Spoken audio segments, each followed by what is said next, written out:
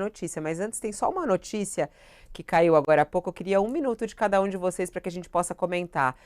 Assunto que a gente abordou bastante aqui, a história dos móveis do Palácio da Alvorada, que Lula falou lá que os móveis não estavam, depois encontraram os móveis. Bolsonaro entrou na justiça contra o presidente Lula e aí veio a resposta da justiça. A Justiça do Distrito Federal extinguiu hoje o processo que Jair e Michele moveram contra Lula, após a presidência encontrar os móveis no Palácio da Alvorada que estavam desaparecidos. Juizado Especial Civil do Distrito Federal apontou que o Bolsonaro não está processando a entidade correta.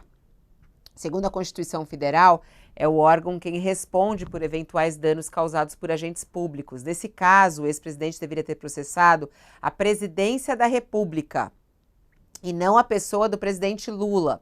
Diz a decisão, abre aspas, eventual pretensão de indenização e retratação deverá ser exercida em desfavor do Estado, fecha aspas. Sentença também afirma que, mesmo se o processo fosse legítimo, ele não poderia ser julgado, pois não foi protocolado no lugar certo.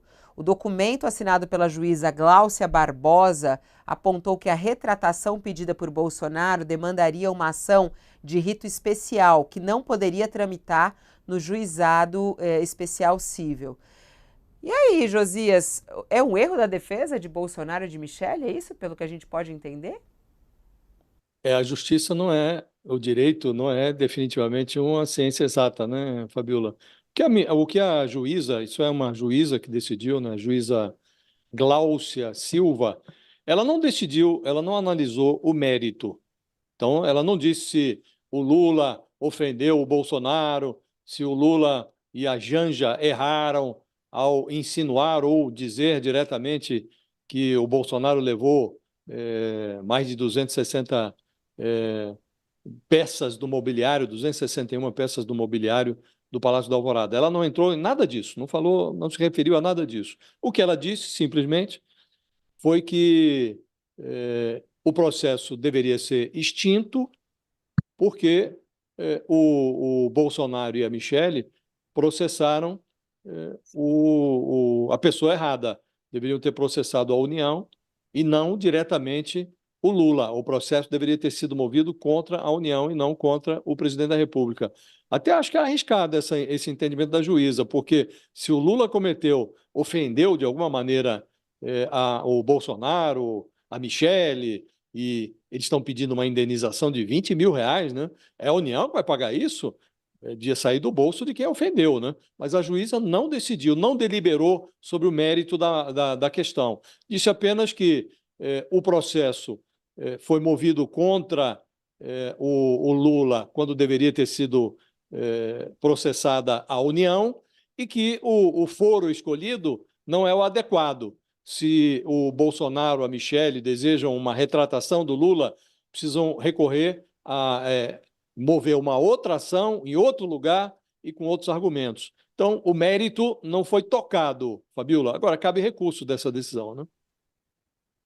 Bom, vamos ver agora. Cabe recurso e cabe eles procurarem, então, o lugar certo para fazer, né, essa denúncia, enfim, ou pedir, ou mover essa ação, né?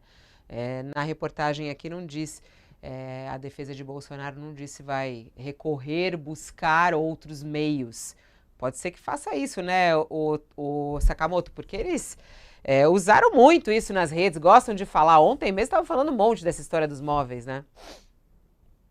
A questão é se eles querem mesmo, na verdade. Bem, primeiro, tipo, acho que isso mostra que o presidente Jair Bolsonaro realmente tem problemas com a justiça, neste caso de saber usar a justiça, usar o foro correto para reclamação dele, né?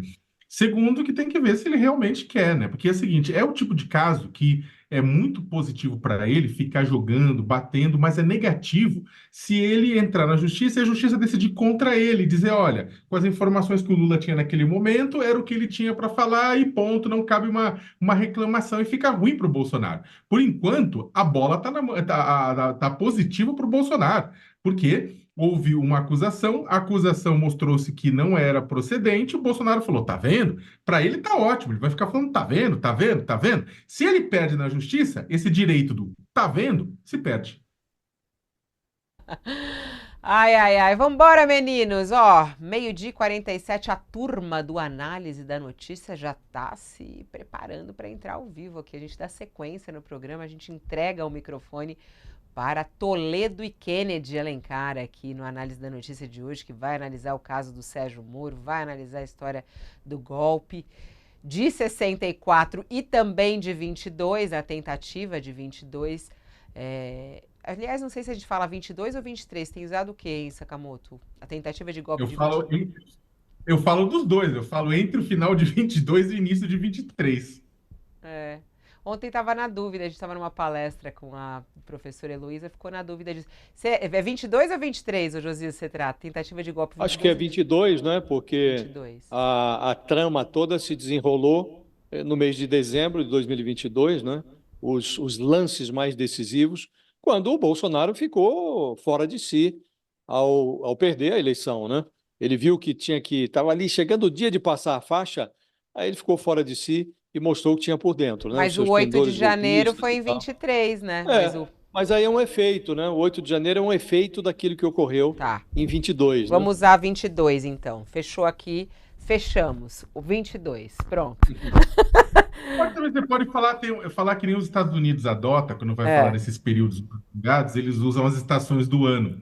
A gente pode falar o golpe do verão de 22, porque pega 23. O golpe do verão de 22. Chique. Eles falam isso, the fall, Chique the não, autumn. não é chique nada.